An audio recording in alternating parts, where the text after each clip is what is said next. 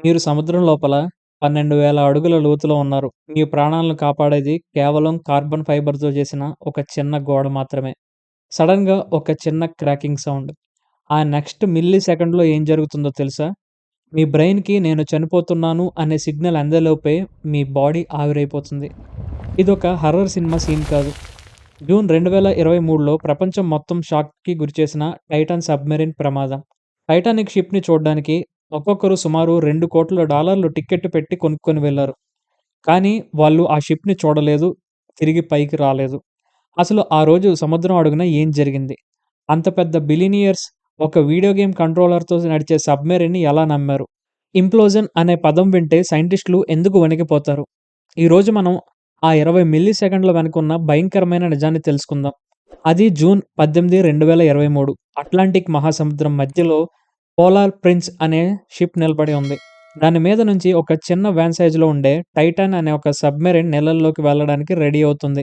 అందులో 5గురు ప్రయాణికులున్నారు. మొదటి వ్యక్తి Stockton rush, ocean gate company CEO. ఆ సబ్‌మెరైన్‌ని డిజైన్ చేసింది ఈయనే. రెండో వ్యక్తి హమీష్ హార్డింగ్, ఒక బ్రిటిష్ బిలియనీర్ మరియు అడ్వెంచరర్.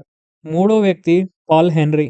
ఈయన్ని మిస్టర్ టైటానిక్ అంటారు. ఎందుకంటే ఈయన టైటానిక్ దగ్గరికి ఇప్పటికే 37 సార్లు ఎళ్ళొచ్చారు. ఇక మిగిలిన ఇద్దరు షాజాదా దావూద్ మరియు అతని 19 ఏళ్ల కొడుకు సులేమాన్. పాపం ఆ కుర్రాడు సులేమాన్‌కి వెళ్ళడం అస్సలిష్టం లేదట. భయపడ్డాడట. కానీ అది ఫాదర్స్ డే గాబట్టి వాళ్ళ నాన్నని సంతోషపెట్టడానికి అయిష్టంగానే ఆ సబ్‌మెరైన్ ఎక్కాడు. వాళ్ళకి తెలీదు కదా! అది వాళ్ళ చివరి ప్రయాణమని. ఉదయం 8 గంటలకి టైటాన్ నీళ్ళల్లోకి దిగింది. టార్గెట్ ఏంటంటే 2 గంటల్లో టైటానిక్ దగ్గరికి వెళ్ళాలి. ఆ టైటాన్ సబ్‌మెరైన్‌కి సొంతంగా నావిగేషన్ సిస్టమ్ లేదు. పైన ఉన్న మదర్‌షిప్ నుండి వచ్చే టెక్స్ట్ మెసేజెస్ ద్వారా దారి తెలుస్తుంది. ప్రతి 15 నిమిషాలకొకసారి సిగ్నల్ ఇవ్వాలి. మొదట గంటన్నర అంతా నార్మల్‌గానే జరిగింది. సుమారు వాళ్ళు 10,000 అడుగులు లోతుకు వెళ్లారు.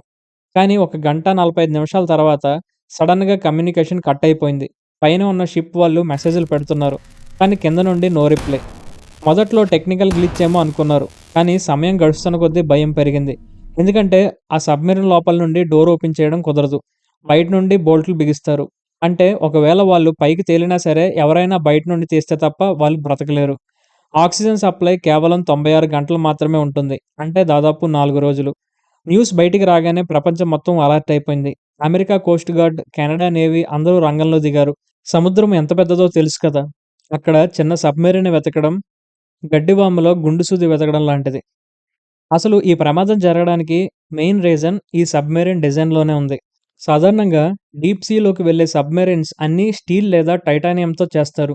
ఇంకా అవి స్పేర్ ఆకారంలో ఉంటాయి. దీనివల్ల ప్రెషర్ ఈక్వల్‌గా డిస్ట్రిబ్యూట్ అవుతుంది. కానీ ocean gate CEO Stockton rush మాత్రం రూల్స్‌ని బ్రేక్ చేశాడు. డబ్బులు ఆదా చేయడానికి, వెయిట్ తగ్గించడానికి కార్బన్ ఫైబర్‌ని వాడాడు. కార్బన్ ఫైబర్ విమానాలకి బాగుంటుంది గానీ, సముద్రం లోపల ఉండే విపరీతమైన ప్రెషర్‌ని కార్బన్ ఫైబర్ తట్టుకోలేదు. దానికి తోడు టైటాన్ షిప్ సిలిండర్ లాగా పొడవుగా ఉంటుంది. దీనివల్ల వాటర్ ప్రెషర్ ఒకే చోట ఎక్కువగా పడి వీక్ అయిపోతుంది. చాలామంది ఎక్స్‌పర్ట్స్ ముందే వార్నింగ్ ఇచ్చారు. ఇది సేఫ్ కాదు. ఇది ఎప్పుడైనా పేలిపోవచ్చని. ఓషియన్ గేట్‌లో పనిచేసే డేవిడ్ లాక్‌రిడ్జ్ అనే ఉద్యోగి సేఫ్టీ గురించి ప్రశ్నిస్తే అతన్ని ఉద్యోగంలోంచి తీసేశారు. స్టాక్టన్ రష్‌కి తన టెక్నాలజీ మీద ఓవర్ కాన్ఫిడెన్స్ ఉండేది. సేఫ్టీ అనేది వేస్ట్ అని చెప్పేవాడు. ఇంటర్వ్యూలో కూడా అలాగే చెప్పాడు. ఆ అహంకారమే 5గురి ప్రాణాలు తీసింది. రెండో రోజు వీళ్ళని వెతుకుతున్నప్పుడు సముద్రంలో సోనార్ పరికరాలకు బ్యాంగింగ్ సౌండ్స్ వినిపించాయి. అంటే లోపల నుంచి ఎవరో కొడుతున్నట్టు టకటకమంటూ శబ్దాలు వచ్చాయి.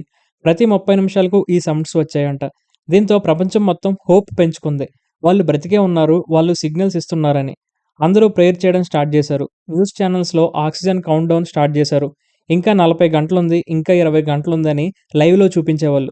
కానీ నిజమేంటంటే, ఆ శబ్దాలు టైటాన్ నుండి రాలేదు. అవి సముద్రంలో వేరే నాయిస్ లేదా షిప్స్ సౌండ్స్ అయి ఉంటాయని తర్వాత తెలిసింది. నిజానికి వాళ్ళు అప్పటికే చనిపోయారు. ఆ కమ్యూనికేషన్ కట్ అయిన ఒక్క క్షణంలోనే అంతా అయిపోయింది. ఫ్రెండ్స్, వీడియో కంటిన్యూ చేసే ముందు మీరు ఇంకా మన ఛానెల్‌ని సబ్స్క్రైబ్ చేసుకోకపోతే వెంటనే సబ్స్క్రైబ్ చేసుకోండి. అలాగే పక్కనే ఉన్న బెల్ ఐకాన్‌ని యాక్టివ్‌లో పెట్టుకోండి. అలాగే ఈ వీడియో నచ్చితే గనక తప్పకుండా లైక్ చేయడానికి ప్రయత్నించండి. ఫ్రెండ్స్, మీరిచ్చే ఒక్క లైక్ నాకు మంచి వీడియోస్ చేయడానికి బూస్ట్ ఇస్తుంది. ఇక అసలు విషయంలోకొద్దాం. క్యాటాస్ట్రోఫిక్ ఇంప్లోజన్ అంటే ఏంటి?